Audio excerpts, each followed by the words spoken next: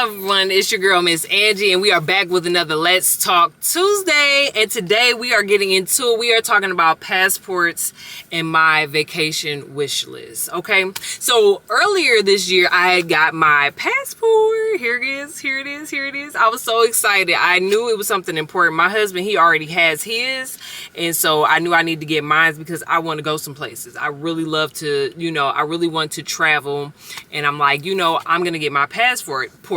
Now the process wasn't a bad process. I actually ended up going through the post office. In the post office, they have you fill everything out, and then they send it out to make sure that they have like all your identification, make sure that you were born in the United States and everything. It takes a few weeks and then you get it back.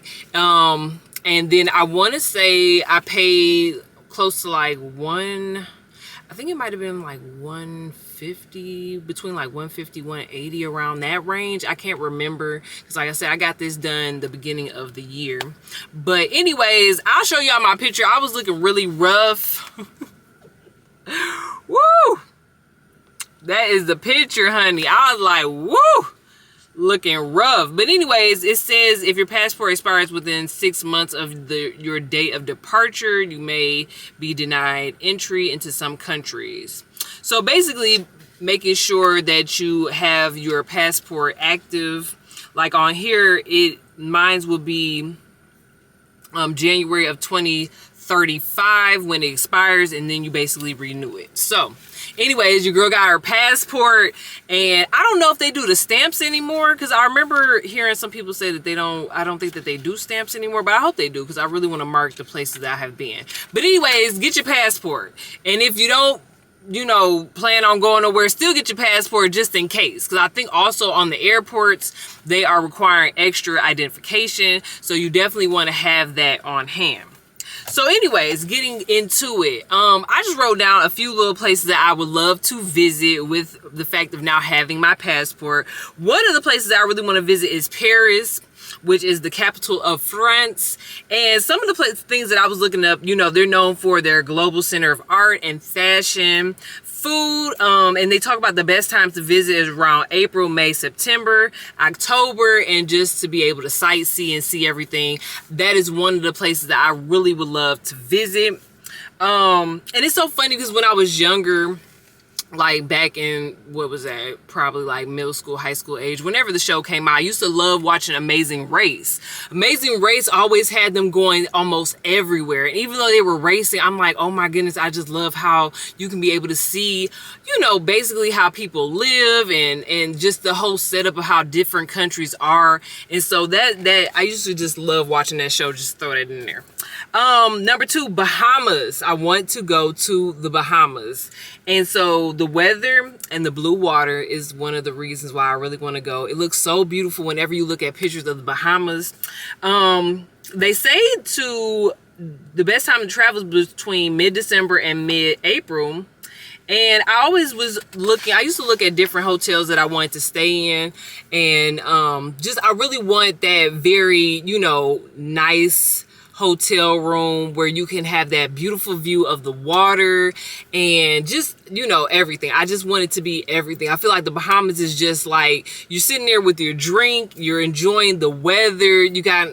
Oh my goodness, I really want to go to the Bahamas. Number 3, Hawaii, Maui. I want to go to Hawaii so bad. And another reason, pretty much the same reason, is that, just the beautiful views. Now, I do know that Hawaii also has those moments of like, they have a lot of like the off and on rain is what I heard. It's not something that may last long, but it's more of like that misty rain. So you always have to prepare for that. But other than that, I would love to just go and visit and to sightsee. That's another one. And the last one is Turks and Caicos. Now, I heard the nightlife there is really nice. Of course, the weather and just the beautiful scenery.